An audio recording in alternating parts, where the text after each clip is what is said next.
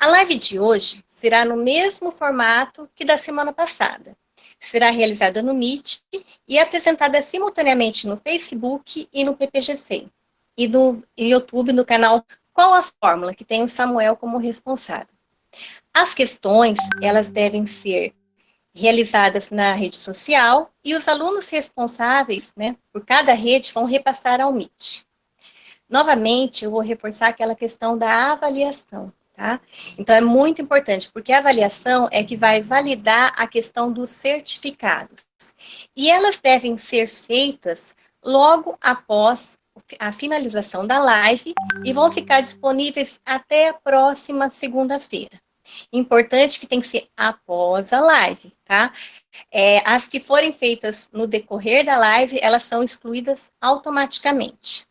Uma outra coisa importante em relação à certificação é o CPF. Também o CPF errado, ele não permite que vocês tenham um certificado. Outra coisa que perguntaram a respeito dos certificados é como que ele vai ser disponibilizado. Então, pela ProEx da UEPG, eles vão ser disponibilizados online, só que depois que acabarem todas as lives. Então, praticamente as nossas lives acabam em agosto, comecinho de agosto, de forma geral, 30 dias após o evento. Mas se alguém precisar emergencialmente de algum certificado, os programas já têm toda a listagem com o CPF e podem refazer também para vocês. Bom, agora vamos para a live de hoje. Hoje teremos uma mesa live, a nossa primeira mesa live, que vai ser sobre a responsabilidade do EPJET, da UTFPR. Agradeço a participação da professora Sani, a professora Lúcia e a professora Midori. E passo a palavra agora à professora Sani, que irá fazer a apresentação das participantes e vai mediar a mesa live de hoje. Boa noite, Sani. Boa noite, Josi. Boa noite, colegas. Estou muito feliz por participar dessa pós-Viva Lives. Obrigado pelo convite. Essa noite nós estamos aqui, né, para apresentar a tese da Lúcia Virginia Vigienski, que foi orientada por mim e orientada por a professora Elza Midori. Por isso nós estamos aqui nesse trio. Como vocês devem ter visto, o título é Formação de Conceitos Matemáticos em Pessoas com Deficiência Intelectual por meio do Soroban. A professora Elza Midori Shimazaki é professora da Universidade Estadual de Maringá. E a professora Lúcia Virginia Vigienski é professora da Faculdade Guaracá e da APADEV, que mora em Guarapuava. E a professora Elza Midori nos assiste de Maringá. Passo a palavra, nesse momento, à professora Elza Midori Shimazaki, para que ela inicie os trabalhos, né, relativo à temática de hoje. Midori, é com você. Okay. Bom, muito obrigada. Eu agradeço também o convite. Muito bom estar numa live com pessoas tão especiais e falar de um trabalho que eu co-orientei. Na verdade, vou falar algumas coisas assim, teóricas que subsidiam, né, essa pesquisa. Então, veja, a formação de conceitos em alunos com deficiência intelectual. Então, quem é a pessoa com deficiência intelectual? A pessoa com deficiência intelectual, eu me lembrei que tem que ficar mais próximo. A pessoa com deficiência intelectual é aquela pessoa que tem, muitas pessoas têm vários preconceitos em relação a ela. Diz assim, veja o que está acontecendo, você parece uma deficiente intelectual, não é assim? Eu digo assim, é uma pessoa muito carregada de preconceito da sociedade. Então, nós temos várias atitudes preconceituosas na sociedade em relação a essas pessoas. Mas quem são essas pessoas? Elas não têm capacidade, elas são um pouco, às vezes, um pouco mais lentas para aprender o conteúdo escolar. São um pouco mais lentas para aprender, para desenvolver, assim, o raciocínio, o aprendizado, a resolução de problemas, tá? Essa é uma das características. Elas têm algumas dificuldades, às vezes, assim, nos comportamentos adaptativos, na habilidade social, no trato com as outras pessoas, na convivência social. tá? E essas características, segundo a Associação Americana de Deficiência Intelectual, elas devem assim, aparecer antes dos 18 anos de idade. Somando aí essas três condições, né? Essas pessoas têm o QI, o quociente intelectual menor que as demais. Bom, eu disse assim, as pessoas com deficiência intelectual têm dificuldade na aprendizagem escolar. Isso não significa que elas não aprendam. Em boas condições, bem trabalhado, com uma boa mediação, por meio de signos, de instrumentos pedagógicos, essas pessoas aprendem o conteúdo escolar, se desenvolve e desenvolve o que o Vygotsky chama de funções psíquicas superiores, tá? Bom, o que tem acontecido muito ao longo da história? Ao longo da história das pessoas com deficiência intelectual. Elas sempre foram tratadas como alguém incapaz de aprender, como alguém que não conseguia aprender, com limitações. Então, a elas só era dada, a essas pessoas só era dada treinamentos, bem próximo de um treinamento subhumano, né? Bem próximo do que se faz com animais irracionais. Aí, o que aconteceu? Vygotsky, ele disse assim, calma aí, as coisas não são assim. Primeiro, não há uma homogeneidade entre as pessoas classificadas como possuidora da deficiência mental. Então, não podemos tratar todas as pessoas iguais. Temos que estudar cada uma delas. E outra coisa que o Vygotsky disse, que eu gosto bastante, ele diz assim, que boa parte das pessoas com deficiência intelectual, a deficiência não tem uma origem biológica, elas são muito mais sociais. Infelizmente, no Brasil, dadas as nossas condições sociais, culturais, nós sabemos que boa parte das deficiências intelectuais, ou de outras também, mas hoje nós estamos falando da intelectual, ela é construída socialmente, né? É construída socialmente a partir do momento que as pessoas não têm acesso a uma saúde, a uma educação de qualidade. Ou então, muitas vezes, negligenciada depois que nasce, até sem nenhuma deficiência, sem nenhum atraso. Todavia, a sociedade não oferece boas condições de desenvolvimento. Então, não há uma homogeneidade, mas as pessoas são capazes de aprender independente da deficiência. Então, quando eu digo assim, não há necessidade de treinar. Treinamento me sugere algo muito próximo de irracional. Então, precisamos desenvolver, ensinar para que eles aprendam para desenvolver as funções psíquicas superiores. O que são as funções psíquicas superiores? A memória, a atenção, a linguagem, o raciocínio lógico, são condições para que se apropriem de outros conhecimentos, tá? Então, veja, o Vygotsky, ele diz assim, independente da deficiência, a pessoa pode aprender a apropriar-se de conceito. O que é apropriar? Tornar próprio, né? Não é decorar, não é papaguear, e sim compreender os conceitos. Aí nós temos, segundo o Vygotsky, nós vimos, eu e a Lúcia e a Sani também, vários outros pesquisadores já comprovaram isso, que nós temos vários conceitos na nossa vida. Então, nós temos aqueles conceitos que nós elaboramos no dia a dia, nas mais diferentes interações. Então, lá, elaboramos um conceito lá, conversando lá com o agricultor, olha, agora é época, no inverno se planta tal coisa. Ou então eu vou à feira e digo assim, nossa, como tem legumes e verduras bonitas dessa época. Eu digo, eu acho que no inverno tem legumes e verduras mais bonitas. Mas eu fico no eu acho, certo? Até vejo se não é, no próximo ano também tinha mais frutas cítricas, por exemplo, no inverno. Aí eu acho que tem mais. Então, nós ficamos muito no eu acho. Aí, o que a escola faz? Ela transforma esse conceito que a pessoa constrói, que elabora no cotidiano, em conceito científico.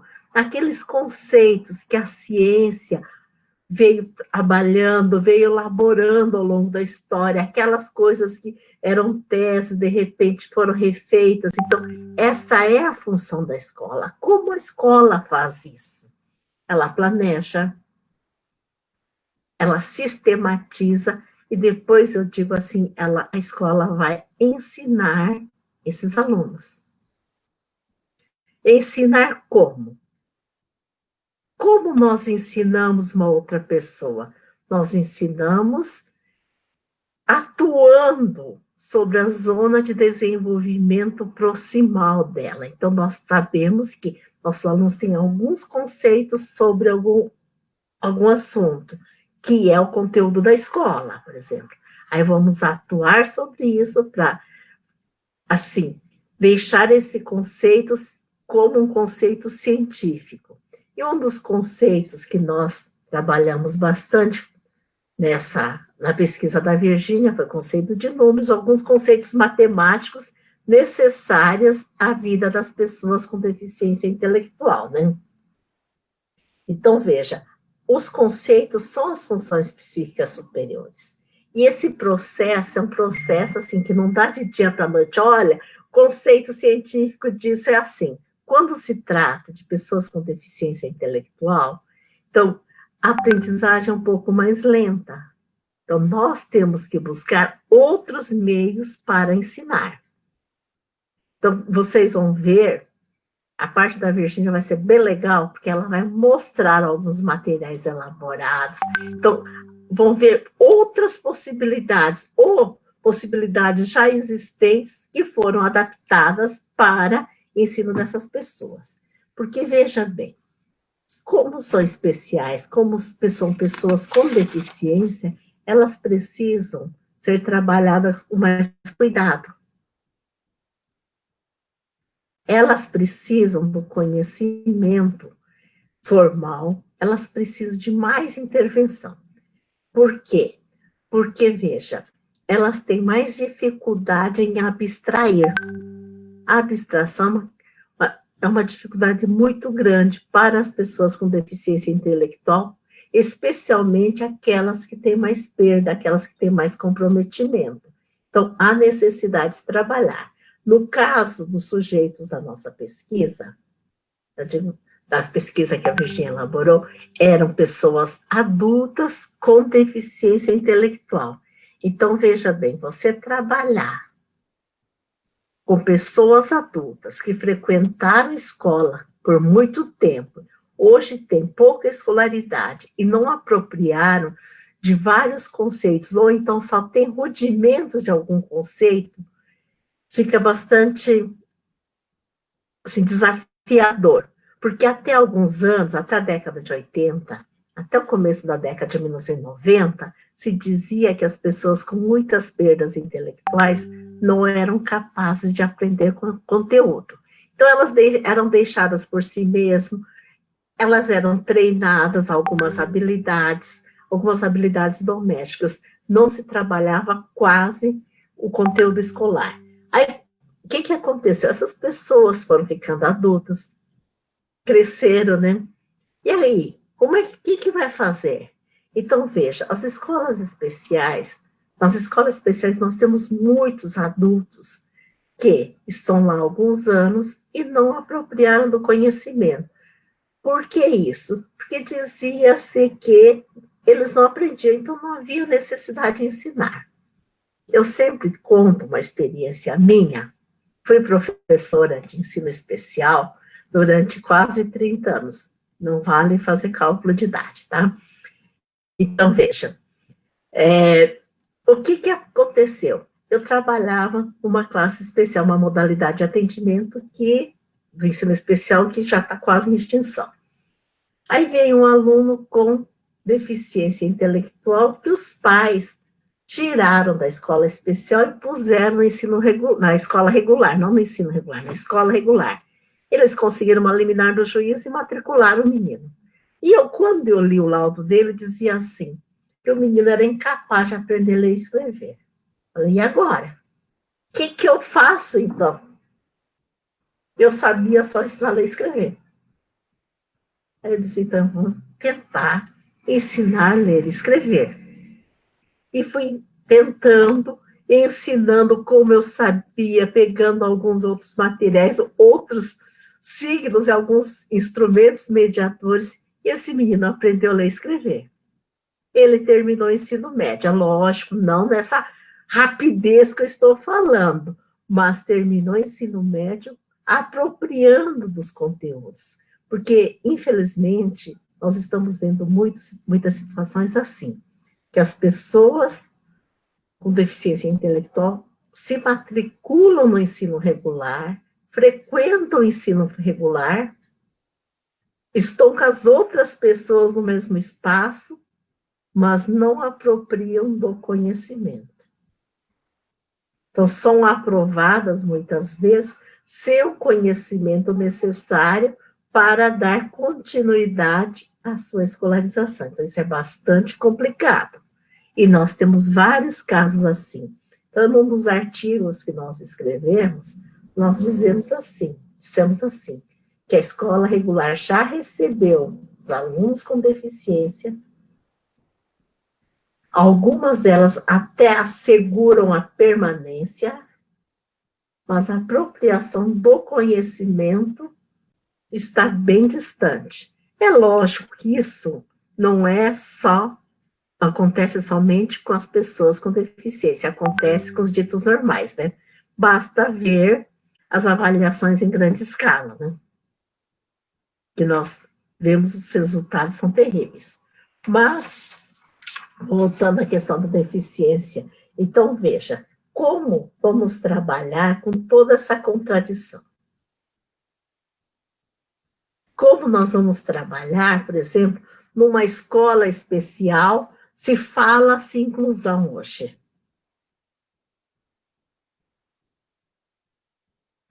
Eu sempre digo que, realmente, o ideal seria que a escola regular atendesse a todos. Quando eu digo todos, eu não preciso dizer inclusive fulano, todos, que dela entrasse numa escola pública de qualidade, onde o direito à aprendizagem fosse respeitado. Mas isso não tem acontecido. Então, quando nós temos algum espaço, nós tentamos ir lá ensinar. E isso tem mostrado aos colegas que é possível ensinar, sim. E as pessoas, independente das deficiências, elas elaboram os conceitos. Então, nós vimos, assim, o que é um conceito, né? O que é elaborar um conceito? Elaborar um conhecimento, né? E ela se dá, como eu já disse, por meio de atividades planejadas, sistematizadas. Então, a elaboração de conceitos não é espontânea. Você tem que intervir no processo. E quando você intervém, as pessoas aprendem. Então, não é só essa experiência da Virgínia que nós temos de aprendizagem das pessoas com deficiência. Nós temos várias outras experiências onde pessoas com deficiência elaboraram diversos conteúdos. Então, a educação ela deve ser oferecida a todos, independente das suas condições sociais, culturais, físicas ou intelectuais. Assim, e a escola deve se ocupar dessa educação porque é o lugar que a sociedade elaborou para isso. Se a sociedade não tivesse organizado a escola, poderíamos ensinar em qualquer outro lugar. Mas qual é a função da escola? É a educação. Então, para isso, nós utilizamos, assim, para essa formação de pessoas que a escola deve se preocupar, quando se trata de deficiente ou não deficiente, nós podemos utilizar de vários signos e instrumentos mediadores. Foi pensando nisso que nós sentamos, pensamos, discutimos, né? Agora você imagina, coitada da Virgínia, eu, Sani, e ela discutindo o que nós íamos fazer para ensinar matemática a adultos com deficiência intelectual. Sabemos que a matemática está presente no dia a dia das pessoas. A necessidade de aprender conceitos matemáticos para a participação social. Então, temos que pensar nisso também. São pessoas com história, tá? As pessoas com deficiência, independente da idade, são pessoas com história, com direito à educação e à cidadania. Então, a participação. E essa participação é possível por meio de uma educação que contemple e dê instrumentos para que ela participe. Um dos instrumentos é o conhecimento, né? Nós temos vários instrumentos de participação, que tanto a escola ou outro setor pode dar, mas a função da escola é instrumentalizar nossos alunos com conhecimento, independente de deficiente ou não, ou de fazer parte de qualquer outro tipo de diversidade. Então, era isso que eu queria falar, depois vocês façam as perguntas, tá? A Sani já levantou o dedo. Muito obrigada. Muito obrigada, Midori, parabéns. Nossa, a Midori fala com uma propriedade, uma sabedoria, né? E a gente só adquire, creio eu, isso com bastante anos de experiência no assunto matemática, né? Agora eu passo a palavra, então, à professora, dona da tese, né, criadora, Lúcia Virgínia Vigiesi. Lúcia, conte para nós, né, aqui, e mostre o seu trabalho rapidamente, que eu digo assim, se você tivesse que falar sobre toda a tese, não daria uns 20, 30 minutos para cada um. Então, quero que você comente para nós essa parte do ensino, da aprendizagem dos alunos com DI, deficiência intelectual, com o uso do Soroban. Então, boa noite. Como a professora Sani falou, eu sou a professora Lúcia Virgínia, e eu estou, assim, muito contente em poder estar participando dessa live, né, e estar mostrando um pouco dos estudos que nós temos desenvolvido. Estou junto com a professora Sani desde 2012, quando eu ingressei no mestrado, né, no programa de ensino de ciência e tecnologia da UTFPR, e a professora Midori um pouco antes disso, né, desde 1997, quando a gente iniciou nossos primeiros estudos nessa área de ensino de matemática inclusivo e tendo como sujeitos de pesquisa pessoas com deficiência intelectual, pessoas com deficiência visual. Então, eu sou formada em matemática e eu fiz o mestrado e doutorado em ensino de ciência e tecnologia pela UTFPR. E quando for no início do doutorado,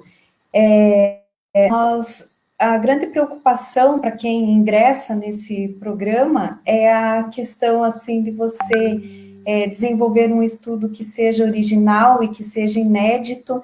Então, essa é uma das primeiras preocupações. E em conversa com a professora Midori, ela lançou a ideia e falou assim: Virgínia, por que você não pesquisa o Soroban para pessoas com deficiência intelectual? Eu trabalho na área da deficiência visual há quase 30 anos, e um dos serviços de atendimento que a gente oferece a essas pessoas é o Soroban, que é uma ferramenta utilizada para a realização das operações matemáticas, né? E aí a gente vai comentar um pouquinho como foi esse processo ao longo de todos esses anos, né, de pesquisa, e que hoje a gente vê esse estudo repercutindo em diferentes situações, né, inclusive ele sendo replicado para outras áreas, né, e Assim, eu gostaria de iniciar a minha fala com um questionamento. Por que queremos ensinar matemática para pessoas com deficiência intelectual? A professora Midori já abordou na sua fala, né, algumas características relacionadas à pessoa com deficiência intelectual, relacionadas também ao processo de ensino e aprendizagem dentro da perspectiva do Vygotsky, né, histórico-cultural. E esse questionamento, né, por que nós queremos ensinar matemática para pessoas com deficiência intelectual, nos leva a pensar sobre algo que é comum as pessoas falarem, né, no dia a dia. Eu vivo tão bem sem a matemática. Nos cursos de graduação, eu trabalho no curso de pedagogia, é comum as acadêmicas falarem assim, professora, eu procurei o curso de pedagogia porque não tem matemática. E a gente percebe, assim, que quando é possível, as pessoas tentam escapar, né, dessa área de conhecimento. Mas as pessoas que pensam que vivem bem sem a matemática podem estar enganadas, porque nós fazemos muita atividade matemática no nosso dia a dia. E assim como nós, as pessoas com deficiência intelectual também fazem uso de distintas formas de pensamento matemático para resolver os problemas que surgem no cotidiano delas. E aí, levando em consideração a fala da professora Midori e também em relação ao desenvolvimento do conhecimento científico, né, que parte dos conceitos que são elaborados empiricamente, o Biratan D'Ambrosio, que é um grande pesquisador na área da educação matemática, ele considera que o conhecimento matemático, ele resulta, né, desses diferentes conhecimentos empíricos, e que foram desenvolvidos pelas diferentes civilizações ao longo da história da humanidade, por meio das relações entre o homem, a natureza e a sociedade. E esses conhecimentos, eles foram sistematizados e são difundidos para as gerações por meio da educação formal, ou seja, pelo ensino que é realizado nas instituições escolares. Uma outra questão que também a professora Midori comentou a respeito da educação das pessoas, o processo de inclusão, né, que a escola é para todos, nós não precisaríamos falar para todos e mais para os alunos que têm deficiência intelectual. Então, não seriam necessárias discussões sobre a questão do direito das pessoas com deficiência intelectual de acesso a esses conhecimentos que foram historicamente desenvolvidos pela humanidade, se os seus direitos fossem representados. E isso a gente pode verificar lá na Declaração Universal dos Direitos Humanos, promulgada em 1949, né, o primeiro artigo. Todos os seres humanos nascem livres e iguais em dignidade e em direitos, dotados de razão e de consciência, e devem agir uns para com os outros em espírito de fraternidade. Então, nós não precisaríamos estar discutindo inclusão, nós não precisaríamos estar buscando discussões em termos de direitos. É direito das pessoas a partir do momento que a Declaração Universal dos Direitos Humanos declara isso, né? Então, respondendo a pergunta de certa forma, nós queremos ensinar matemática para essas pessoas porque é um direito que elas têm, né? E a escola é o espaço destinado para que elas tenham acesso ao conhecimento, para que elas aprendam e para que elas se desenvolvam também como qualquer ser humano. Mas isso nos leva a um outro questionamento: por que precisamos pesquisar sobre o ensino da matemática para estudantes com deficiência intelectual?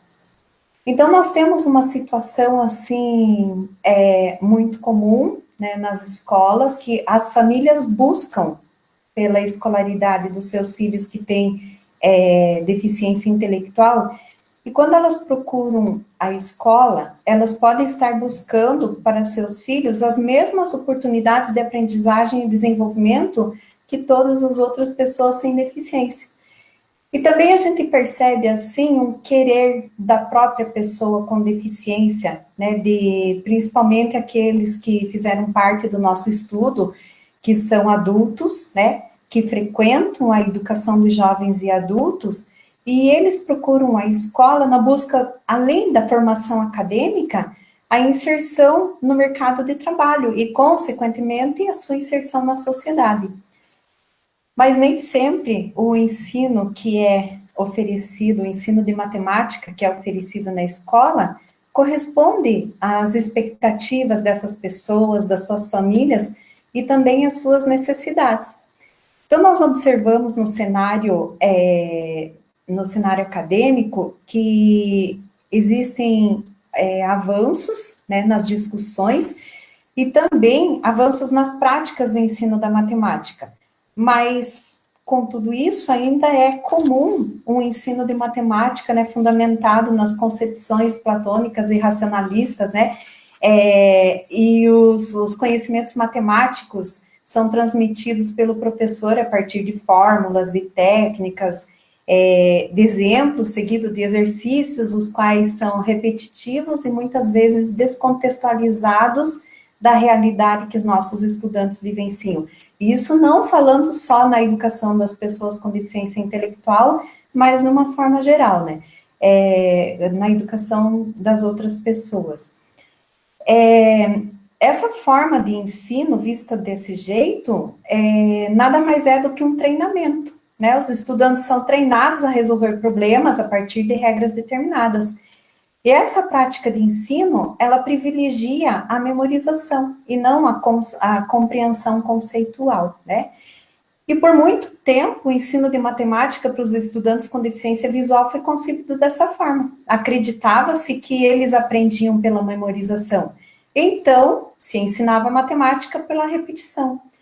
Essa forma de ensino pode ter contribuído para o desencadeamento das dificuldades de aprendizagem. Muitas vezes, ao se considerar, né, que o estudante com deficiência intelectual tenha dificuldade de aprendizagem, essa dificuldade não pode não estar relacionada diretamente à sua deficiência, mas à forma como o ensino se dá.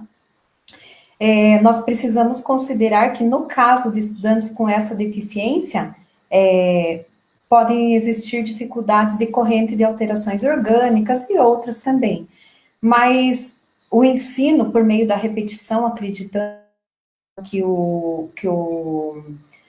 a pessoa com deficiência intelectual aprende, pode reforçar a concepção de que as pessoas com essa deficiência não são capazes de aprender. E com isso está sendo negado a eles a compreensão e a aprendizagem dos conceitos matemáticos. Daí a necessidade de nós estudarmos, de pesquisarmos metodologia de ensino que, no primeiro lugar, esteja vinculado às questões cotidianas, né, e também que atendam às expectativas e às necessidades desses estudantes, que sejam-lhes oportunizado a sistematização dos conhecimentos que eles trazem do dia a dia para a escola, com o objetivo de que seja promovido a aprendizagem e, em consequência dessa aprendizagem, o seu desenvolvimento. Muito bem, e aí vem uma terceira pergunta, né? Por que ensinar Soroban para os estudantes com deficiência intelectual? Então, como eu falei no início da minha exposição, o Soroban, ele é uma ferramenta de cálculo que foi desenvolvida pelos japoneses a partir de um outro ábaco que foi desenvolvido pelos chineses, né, que seria o ancestral do Soroban, chamado Xuanpan, e ele tem essa característica, eu quero mostrar aqui para vocês. Qualquer coisa, se não ficar visível ele, vocês podem me perguntar.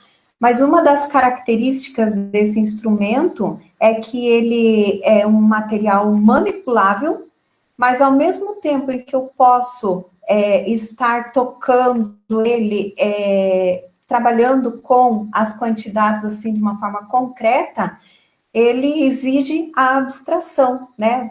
Falando em relação ao conceito de número, para aprender a utilização do Soroban, é necessário que haja compreensão dos princípios do sistema de numeração decimal, que é o sistema que nós utilizamos. Entre esses princípios, a base 10 e o valor posicional, né, que o número ele tem um valor conforme a ordem em que ele está ocupando. Por exemplo, se eu tenho 5 representado na unidade, ele vale 5. Se o 5 está representando na dezena, ele tem o valor de 50 unidades, né? Quando ele está representado na centena, ele tem o valor de 500 unidades. Então, essas características, elas precisam ser compreendidas para que a pessoa aprenda a fazer uso do Soroban. E também a pessoa precisa ter elaborado a compreensão do conceito do número, né? Que o número é utilizado não somente como uma forma para representar,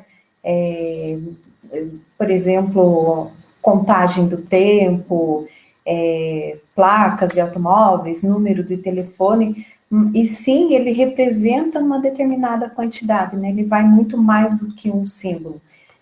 E quando nós estávamos no início da nossa pesquisa, a primeira etapa foi chamada de pesquisa preliminar, nós constatamos que alguns estudantes, apesar deles conhecerem os símbolos que nós utilizamos, o 0, 1, o 2, o 3, o 4, o 5, eles não tinham a compreensão do significado desse número. Então, entre os estudantes, nós tínhamos alguns que tinham compreensão até 2 ou 3, ou seja, eles conseguiam computar quantidades até 3 objetos, fazendo a contagem dentro da sequência numérica, 1, 2, 3, contando cada um dos objetos apenas uma vez e sem pular nenhum, né? Seria a contagem apropriada. E ao final dessa contagem, anunciar a quantidade presente num determinado conjunto.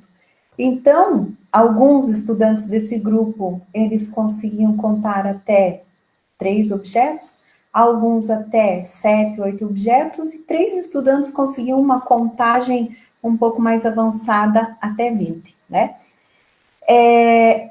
No estudo foi necessário nós trabalharmos outras atividades antes de introduzir o Soroban. Muito bem. Então, falando um pouco sobre o Soroban, para que nós possamos explicar também a questão da aplicação da teoria de Vygotsky, e também fizemos uso da teoria de Galperin sobre a formação da ação no plano mental, né? Ele propõe etapas de ensino de forma que o conhecimento seja internalizado, ou seja, aconteça a aprendizagem dos conceitos que estão sendo ensinados. Eu apresento para vocês aqui algumas características do Soroban que vão levar ao entendimento sobre isso que eu estou falando, dessas etapas de ensino propostas por Galperin. Então, o Soroban, ele é constituído por eixos verticais, né? Um traço horizontal, que se chama régua de numeração, e nós temos 2 partes, a parte inferior e a parte superior. Cada eixo desse daqui é utilizado para a representação de uma ordem. Então, considerando aqui da direita para a esquerda, nós vamos ter no primeiro eixo a ordem das unidades, no segundo eixo a ordem das dezenas, e no terceiro eixo da ordem das centenas, e assim sucessivamente. A cada 3 eixos, nós temos uma classe, esse é o Soroban utilizado pelas pessoas com deficiência visual, né? As contas não se movem involuntariamente, elas param do jeito como eu quero que parem. Existem pontos que separam os eixos em classes. Como é que eu faço para registrar um número? Quando eu aproximo dessa régua central aqui. Eu não vou aqui ficar ensinando todas as técnicas operatórias no Soroban, mas eu vou fazer uso aqui só do eixo das unidades para vocês compreenderem a complexidade que é a operacionalização nesse instrumento, apesar dele ser um material concreto. Então, se eu quero aproximar, se eu quero registrar o número 1, eu aproximo a conta da parte de baixo dessa régua central aqui. O número 2 são 2 contas. O número 3, 3 contas. O número 4, 4 contas. E aí, o número 5, eu já não tenho mais 5 contas na parte de baixo. O número 5 ele é representado por uma conta na parte superior. Então, essas contas da parte superior, elas têm o valor 5 vezes a da parte inferior. Então, se eu uso esse eixo para trabalhar unidades, as de baixo vale 1, a de cima vale 5. Se o segundo eixo é para as dezenas, as de baixo valem 10, a de cima vale 50. No terceiro eixo, as de baixo valem 100, as de cima valem 500.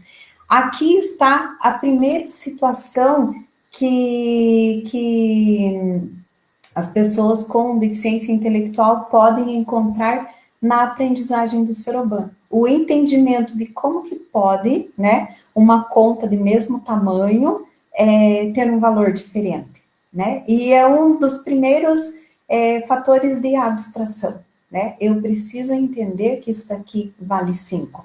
E a partir dele, o número 6 vai ser 5 mais 1, o 7, 5 mais 2, o 8, 5 mais 3 e o 9, 5 mais 4. Em relação às operações, né, eu posso ter aqui, por exemplo, 2 contas somadas com mais uma dá 3. Eu não preciso pensar no resultado. Ele é um movimento mecânico, 2 mais 1, 3. Mas tem situações em que eu vou precisar recorrer aos fatos numéricos. O que são os fatos numéricos? São aquelas... aqueles números cujo resultado, como que eu posso dizer assim, por exemplo, 3 mais 2 é 5, isso é um fato numérico. 2 vezes o 3 é 6, isso é um fato numérico, né? Então, uma situação, por exemplo, 4 mais 1, eu preciso ter mentalizado que 4 mais 1 é 5, para que eu possa fazer o registro. E aqui que entra o caráter abstrato do Soroban, por mais que seja um material concreto, ele tem essa questão do abstrato também. E aí, se nós fôssemos discutir mais sobre a questão do ensino do Soroban e das técnicas de operação, a gente ia observar outras situações semelhantes a essa, em que exigem o desenvolvimento do pensamento para sua operacionalização. Na experiência que a gente tem aí no ensino de Soroban para pessoas com deficiência visual, né, o meu trabalho é realizado na APADEV, nós percebemos que os alunos apresentavam dificuldades para entender essa característica do Soroban.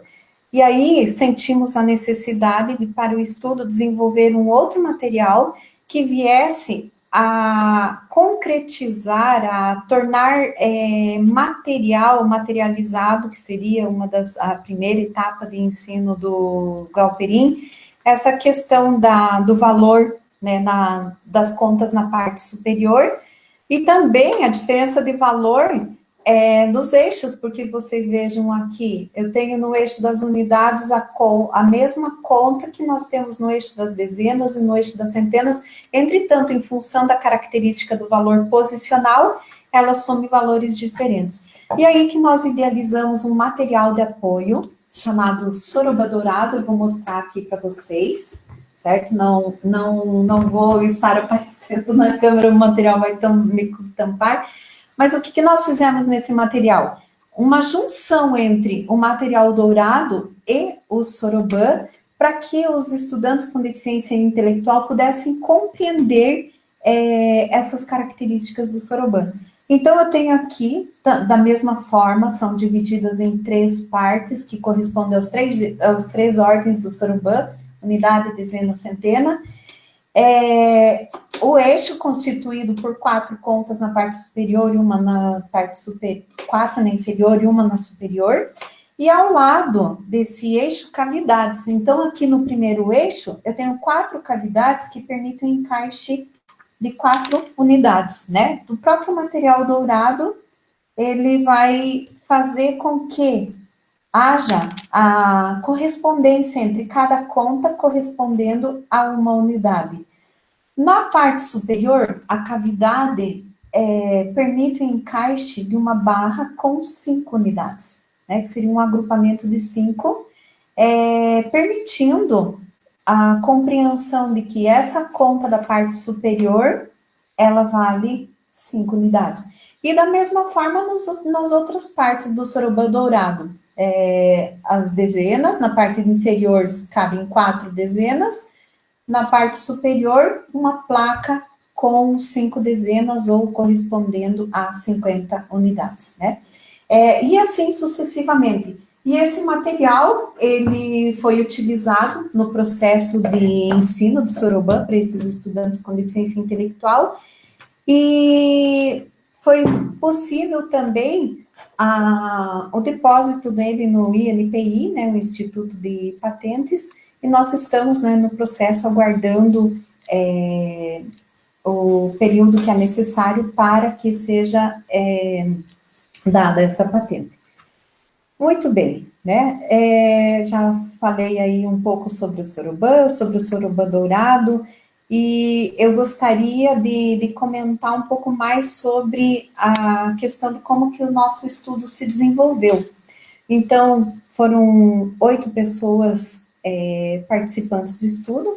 A idade desses estudantes variava entre 19 a 47 anos, como eu havia comentado, eram estudantes que já adultos, né?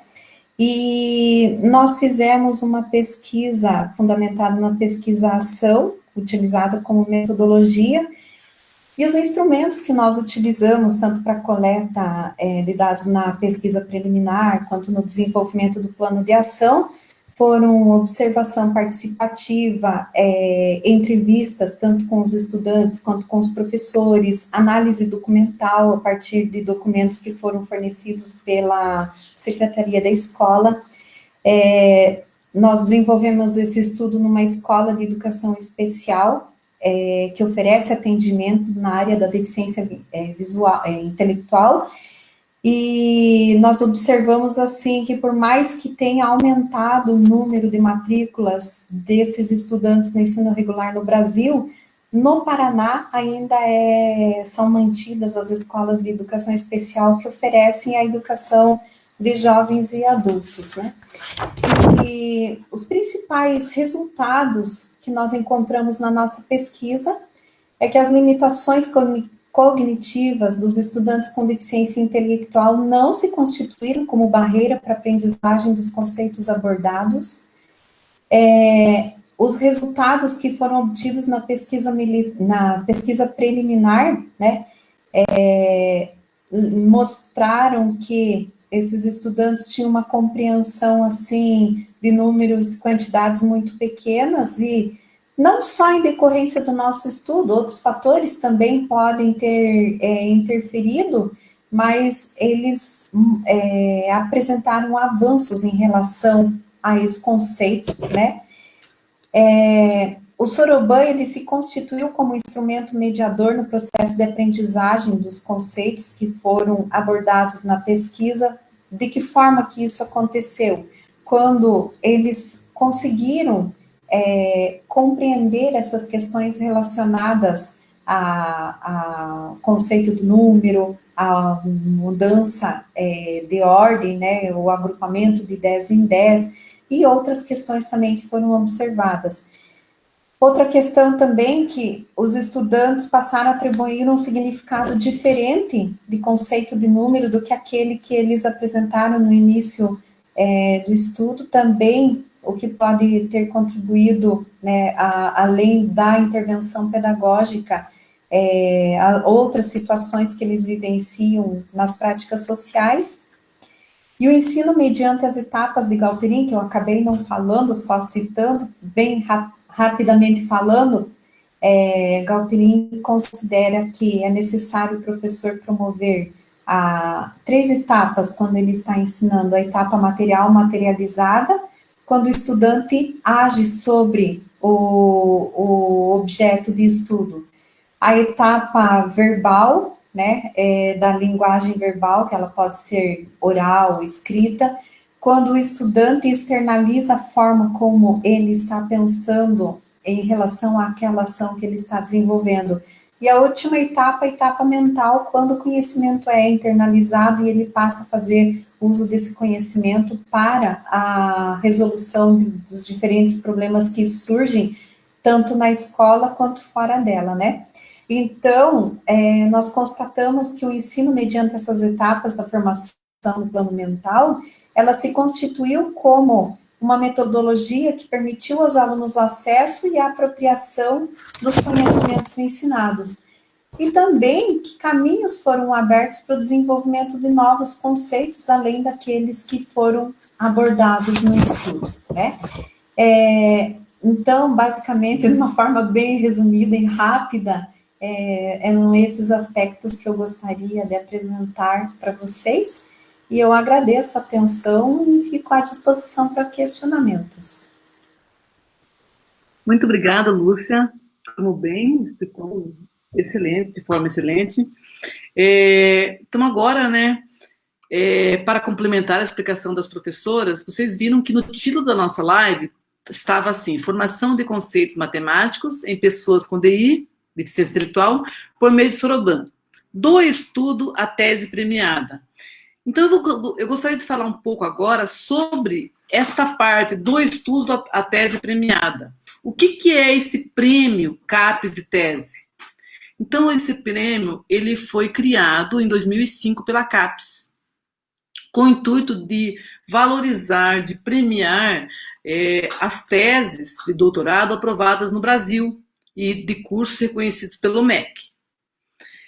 Qual que é o intuito deste prêmio? É estimular a pesquisa científica e tecnológica e inovação, premiando os trabalhos de excelência acadêmica. Na verdade, a gente entende que o Prêmio Tese CAPES, ele funciona como um indicador, porque ele vai mostrar a qualidade e o comportamento dos programas de pós-graduação no Brasil.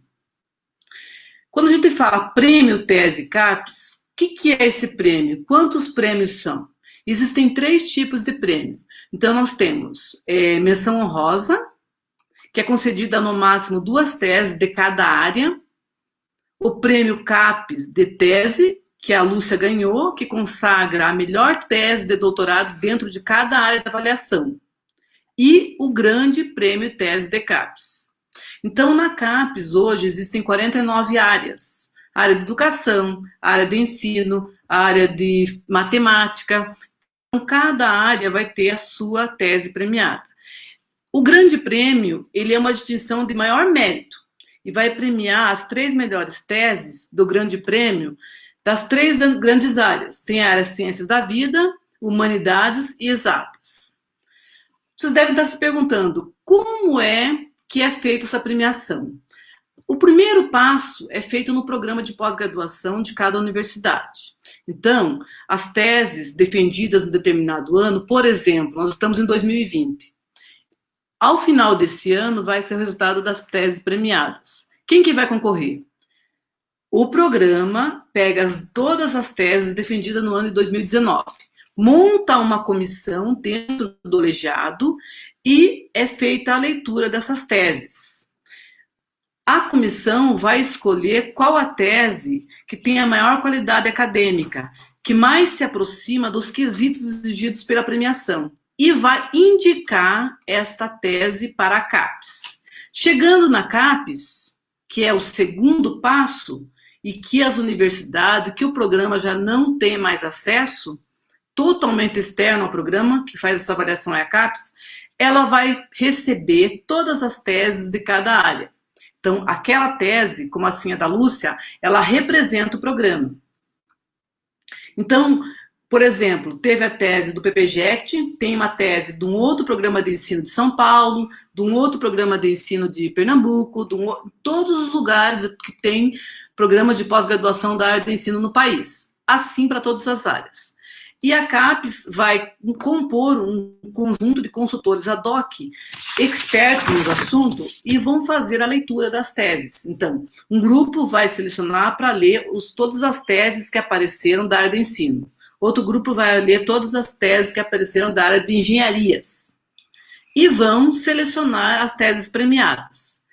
Quais são os critérios que eles vão levar em consideração para fazer a análise dessas teses? Isso é muito importante para vocês que estão fazendo o seu doutorado ou que estão no mestrado e pretendem fazer um doutorado.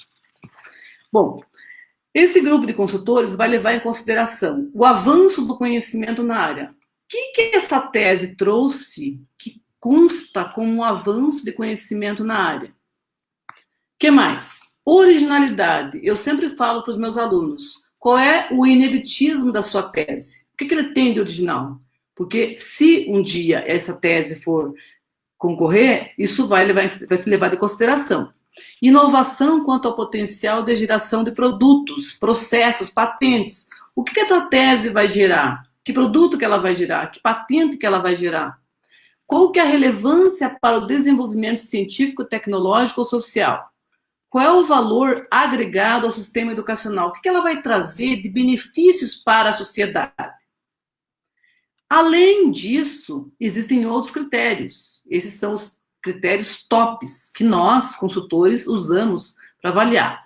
Os outros são aqueles critérios que já passaram por uma banca de defesa, onde os membros da banca perguntam ou reclamam, aqui tem que corrigir melhor, não está claro o teu objetivo, e que vão ser novamente visualizados lá. Por exemplo, a qualidade na redação, a organização do texto, se está claro ou não o que você quer dizer, a atualidade do tema. O tema é atual ou já está escasso? Existem um monte de teses que falam sobre isso. Clareza e adequação do texto a um trabalho científico, a qualidade e a quantidade de publicações decorrentes da tese. Vejam bem, não adianta você fazer a publicação da sua pesquisa em 20 veículos. O que importa também é a qualidade. Né? É um veículo de um periódico, de um jornal, de um livro internacional, ou internacional que eu digo, não que não precisa ser publicado no Brasil, mas quanto maior a visibilidade, melhor. E também a metodologia utilizada e levada em consideração. Então, todo esse processo rigoroso nos leva a crer que o Prêmio Tese de CAPES ele é considerado um indicador de qualidade do comportamento dos programas de pós-graduação do Brasil. E o programa que tem uma tese premiada, ele é visto como se fosse uma estrela a mais. Nós, no nosso programa, recebemos então, quem entra no programa vê um quadro que tem na porta, bem na secretaria, que é uma distinção, né? O que falta hoje, talvez, seja uma divulgação no início em que o aluno entra no doutorado sobre o Prêmio Tese CAPES. Precisa explorar mais o Prêmio Tese CAPES como um parâmetro de reconhecimento da qualidade das pesquisas desenvolvidas e incentivar a inscrição de maior quantidade de teses. Quando a Lúcia se inscreveu, teve quase 1.000 teses. Hoje, eu estava olhando, já tem 1.240 teses escritas para o prêmio. E isso é importante. E ainda tem alunos que defendem a tese e, por exemplo, o nosso coordenador avisou os alunos que eles defenderam ano passado, 2019, quem queria concorrer ao prêmio. Tem alunos que não mandam os documentos, não respondem o e-mail, e isso às vezes estão perdendo a oportunidade de ser agraciados com o prêmio. Imagine ter o teu trabalho reconhecido. Existem alguns artigos que eu procurei na literatura que abordam sobre aonde estão mais as regiões com teses premiadas. Dos últimos artigos que eu li estão na região sudeste. E as universidades que mais ganharam prêmios é a USP e a Unicamp, né? Por exemplo, na UTF, acho que o prêmio Tese CAPES só tem um, e daí tem as menções honrosas. A Universidade de Goiás, ela teve, no ano passado, um grande índice de menções honrosas. E ela tem uma página, se vocês quiserem, depois no YouTube eu posso passar os documentos, se pedirem, com algumas dicas para vocês levar em consideração quando vocês estiverem realizando a tese de vocês. Por exemplo, eu copiei algumas aqui e coloquei. Questionar a si mesmo. O que ainda não foi estudado e pode preencher lacunas no conhecimento específico ou gerar conhecimento novo? De que forma posso aplicar este conhecimento existente, gerar uma nova tecnologia, um novo produto para solucionar um problema da sociedade? Vejam esse segundo item aqui. Conhecer muito o tema do trabalho e estar alinhado com o que acontece ao seu redor e no mundo. Vejam bem, a Lúcia, ela não teve o contato com a educação especial somente, ou com a matemática, somente quando os 4 anos de doutorado dela. Ela mesma comentou que faz 30, 25 anos que ela trabalha com a temática. A mesma coisa a Midori. Todo o conhecimento que ela tem de educação especial. Não é só na orientação daquele aluno. Reavaliar continuamente a sua pergunta e hipótese durante o desenvolvimento do trabalho. E observar e estudar o que os pesquisadores renomados no mundo, na sua área, estão estudando. Então, nós temos que procurar pesquisas também lá fora, para ver o que tem de novo, o que eles estão pesquisando, se está alinhado com o que eu estou fazendo. Isso são perguntas para vocês, doutorandos ou futuros doutorandos, que um dia podem ser agraciados com o prêmio e ter a valorização de sua pesquisa. Eu acho que seria isso. Nós estamos abertos a perguntas aqui no chat, por enquanto temos só comentários, né, da Thaís Andressa, da Keila, mas até o momento eu não vi questões. Vocês podem fazer questões no chat, a gente tem alguns minutinhos para responder ainda, tanto para a professora Elza Midori, quanto para a Lúcia, quanto para mim. Então, a gente está aguardando aqui algumas perguntas que vocês desejarem fazer. Sani. Oi. Tem uma pergunta, assim, da Thaís Andressa Lopes Oliveira. Eu não puxei Desculpe, eu não puxei aqui a barra. Deixa eu ler aqui. Pergunta. Thaís Andressa Lopes de Oliveira. Gostaria de saber qual foi a maior dificuldade encontrada durante a aplicação e quais as orientações aos professores que possuem alunos com deficiência intelectual e que pretendem utilizar o material. Lúcia, pode responder? Posso responder, sim. Então, entre as dificuldades que nós encontramos no estudo, uma delas dizia a respeito à questão do entendimento de quais adaptações eram necessárias. Então, hoje, eu mostrando o Soroban dourado aqui, dá a impressão, assim, que, nossa, foi rápido para o material ser idealizado, ser construído, mas não foi, né? Foi necessário aí um tempo em relação a isso. Talvez outros materiais pudessem ter sido utilizados além dele, né, que pudessem trazer outros resultados, né, para a pesquisa, mas podemos considerar essa como uma das dificuldades que nós encontramos. Outra dificuldade encontrada foi a questão do tempo, né, que o estudo ele foi limitado a 4 meses. Lógico que foi feito um planejamento em cima desse tempo, né, quais conceitos poderiam ser abordados nesse período de 4 meses, mas nós percebemos, assim, que se fosse possível continuar o trabalho por mais tempo, isso também traria melhores resultados, né, em relação ao ensino do conceito do número, operações e operacionalização no Soroban.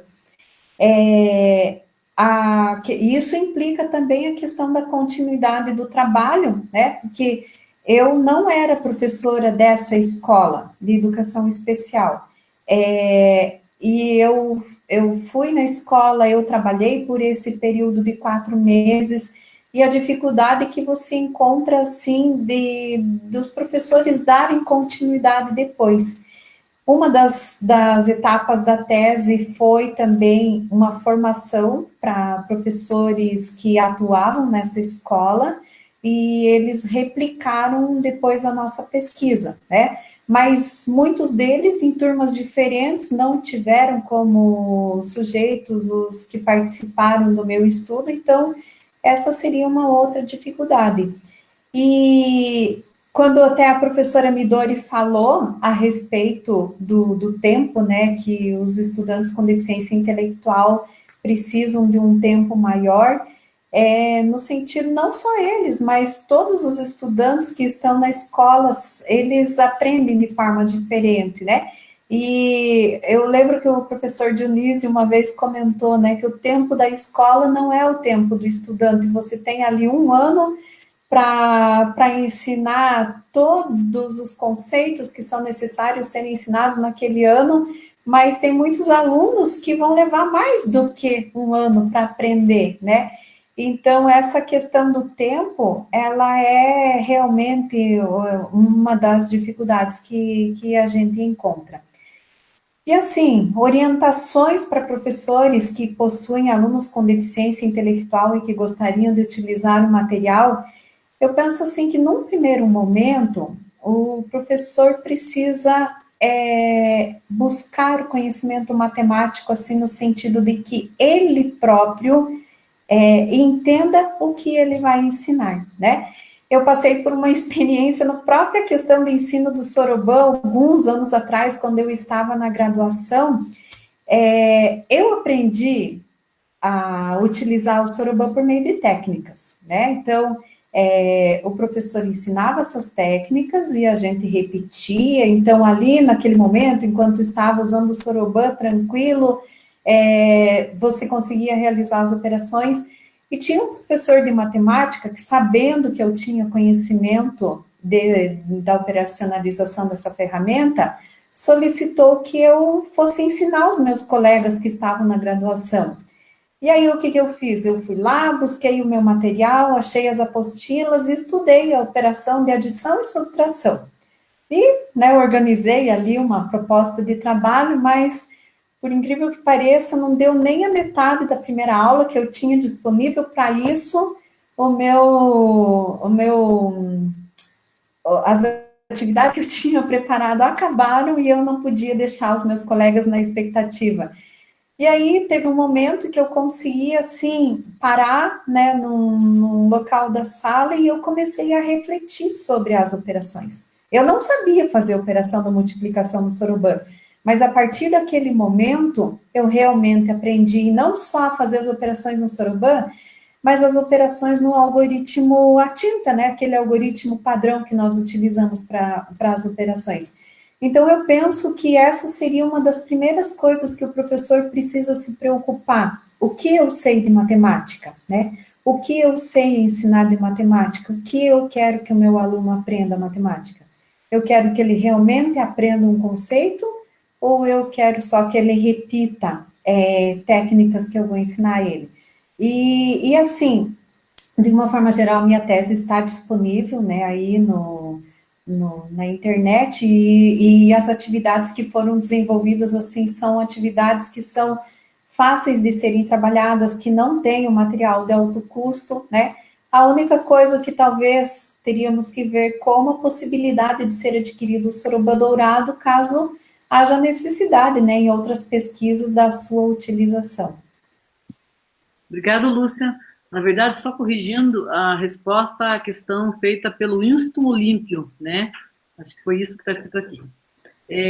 Temos mais uma questão aqui do Marcos William, que pergunta: quem ganha o prêmio tese CAPES vai direto para o pós-doutorado? Na verdade, a Lúcia ganhou uma bolsa de pós-doutorado, né? Só que ela não pôde usufruir. Se ela quiser explicar melhor, ganha sim. Quem ganha o prêmio já ganha uma bolsa para fazer pós-doutorado. Você quer comentar, Lúcia? Então, basicamente, o fato de eu não poder ter usufruído da minha bolsa está relacionado ao fato de que eu sou professora da educação básica, né? Nós temos aí na CL afastamento para mestrado e para doutorado, e aí outras implicações, eu precisava ter o afastamento não só da minha função no Estado, mas também afastamento da Uniguaracá, que é o local onde eu trabalho, e aí a gente fez uma avaliação aí dos pós e contras e foi necessário eu abrir mão, né, dessa bolsa do pós-doutorado. Obrigada, Lúcia. Acho que seria isso. Tem mais alguns comentários aqui. Deixa eu ver.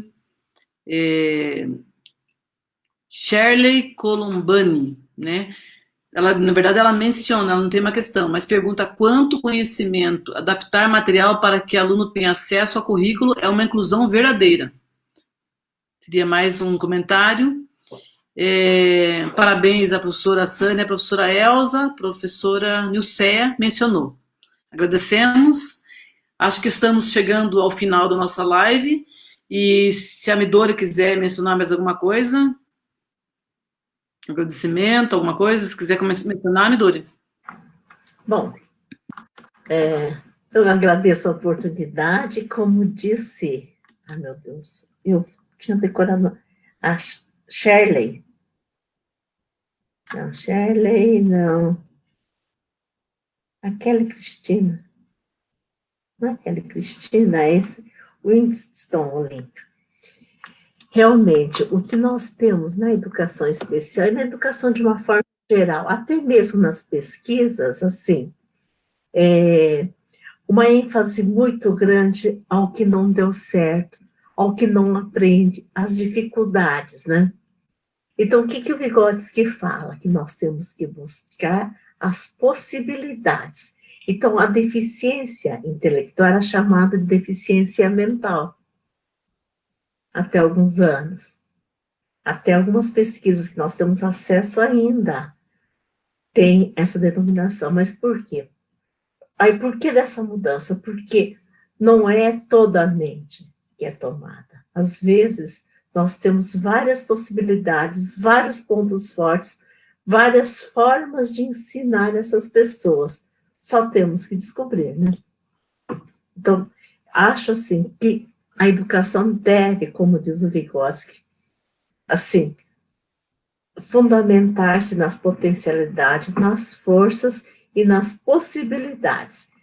Mas o aluno, a pessoa com deficiência intelectual tem pouca abstração. Então, vamos ajudar, vamos trabalhar para que tenha abstração. Não tem quase zona de desenvolvimento proximal. Então, vamos criar e vamos consolidar. Então, é nessa perspectiva que nós temos que trabalhar. É isso que temos feito. Eu tenho feito, fizemos com a Virgínia, fazemos com outros orientandos, sempre assim, vendo as possibilidades, pontos fortes, uma forma de compensar, diz Vygotsky, mas não é essa coisa de compensação piegas que se ouve falar, não tem inteligência, mas tem amor. Todo mundo tem amor. Isso não é uma questão, assim, é importante, claro que é, mas não é essencial para a aprendizagem. Então, quando a gente fala em compensação, é assim. Então, nós temos, por exemplo, o cego, então nós vamos compensar a cegueira desenvolvendo nessa pessoa alguma outra habilidade que supere a cegueira. A mesma coisa com a deficiência intelectual. Vamos desenvolver algumas habilidades que superem a deficiência intelectual. Então, é isso. Agradeço a todos a atenção. Tá? Obrigada, Midori. Realmente tinha o comentário da professora. A Midori comentou ali, acho que não foi da Renata Yuki. Infelizmente, isso é verdade, a falha começa pela dificuldade que as famílias encontram para conseguir um laudo médico, vai se somando ao longo do processo com a falta de formação do professor, entre outros fatores, né? Tinha mais alguns comentários aqui para cima. Pessoal, nós estamos dispostos a atendê-los aqui ainda no YouTube, depois a gente pode entrar, enviar materiais se vocês quiserem, tirar mais algumas dúvidas, responder algumas perguntas, mas eu acho que já deu o nosso tempo, e eu acho que a gente vai acabar finalizando, é isso, né? Agradeço a todos vocês, agradeço a Midori. A Virgínia quer falar alguma coisa? Virgínia, tem uma pergunta da Glaucimara. Ela é professora da Universidade Federal de Santa Maria, eu a conheço, eu acho que você pode responder bem rapidinho. Não sei se é possível ainda, José. Não, ela responde, daí depois dá um tchauzinho para nós, pode ser. Qual a pergunta? Boa noite. Também sou professor de matemática. Não, quero uma identificação. Então, vocês fizeram uma identificação do repertório inicial dos alunos quanto ao conhecimento matemático? Então, o que eles sabiam, né, quando você iniciou a pesquisa? É verificar os avanços dos conhecimentos, né? Tem algum exemplo que possa mencionar? Como foi a relação dos alunos com o material? É muito importante essa tese para a área da educação especial. E eu acho que essa pergunta é da professora Glaucimara, não tenho certeza. Não, é Josemar, está lá em cima. Josemar. Josemar, são várias perguntas, já começa em cima. Boa noite também, sou professora. Tá. Desculpe. Acho que bem rapidinho, depois a gente pode responder assim mais detalhadamente, né, no YouTube. Assim como eu havia comentado na minha fala, nós tivemos as etapas da pesquisa, e uma das primeiras etapas foi a pesquisa preliminar. Nessa pesquisa preliminar, nós fizemos uma pesquisa nos acervos da escola a respeito das avaliações realizadas por esses estudantes no processo de ensino, né? Também realizamos entrevistas com professores e com os próprios estudantes, e por meio de uma conversa informal, nós investigamos qual era a compreensão que eles tinham a respeito do conceito do número. Depois, para nós verificarmos mudanças conceituais, todas as atividades, elas foram avaliadas de forma qualitativa, em que as ações dos estudantes eram avaliadas no decorrer desse processo. E aí, depois, a gente pode explicar um pouco mais detalhadamente como foram esses avanços, como eles foram constatados, né? Mas lembrando que dos 8 estudantes que participaram em relação à aprendizagem do Soroban, aqueles alunos que compreendiam conceitos de 3 até 4 passaram a compreender quantidades maiores, 7 a 8, e no Soroban fazer o registro dessas quantidades e operações simples, não mais do que 5 unidades, trabalhando ali com as quantidades 1, 2, 3, 4. Os que compreendiam valores acima desse também tiveram um avanço nessa compreensão do conceito do número, e também passaram a realizar operações no Soroban com quantidades até 20 unidades.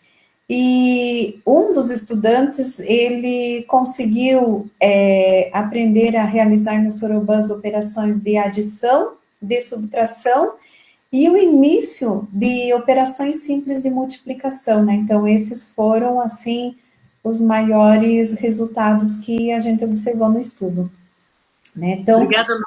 De nada, eu quero agradecer também a oportunidade e estamos à disposição aí para responder outros questionamentos. Como a Midori mencionou, a resposta que você deu é a pergunta da Glaucimara Pires Oliveira, Oliveira, porque está emendada uma outra em cima, que depois a gente vai responder, que é do Josemar da Silva de Oliveira, e estava certa a Midori. Muito obrigada, agradeço a todos. E se a Lúcia quiser dar um tchau também, a Midori, vamos finalizar a live de hoje, então. Agradecendo a presença de todos. Então, joia. Então, Sani, então agradeço a sua mediação, a sua fala sobre o prêmio CAPES, que foi super importante. Parabéns à pesquisa, parabéns à professora Midori pela orientação, a professora Lúcia, né, pela tese premiada. Precisamos de mais professoras pesquisadoras como vocês. Foram um exemplo para nós hoje. E daí eu convido a todos para a próxima live, na terça-feira, dia 23, no mesmo horário, só que nós tivemos uma alteração. A próxima live vai ser do PCM, da UEM, com o professor Marcos, e o título vai ser Galileu e os negacionistas da ciência. Novamente, eu reforço a questão da avaliação, né, que eu falei no comecinho. Então, assim que acabar a live, vocês podem fazer a avaliação, que é a partir dela que a gente vai computar a questão da carga horária e dos certificados. E vocês podem fazer de hoje, né, no final da live, até a próxima segunda-feira, às 23h59. Na terça-feira já não pode mais. Obrigada aos nossos representantes discentes, os demais alunos, alunas, professores e professoras. Agradeço a participação de todos. Boa noite e até a nossa próxima Viva Lives! Obrigada, tchau!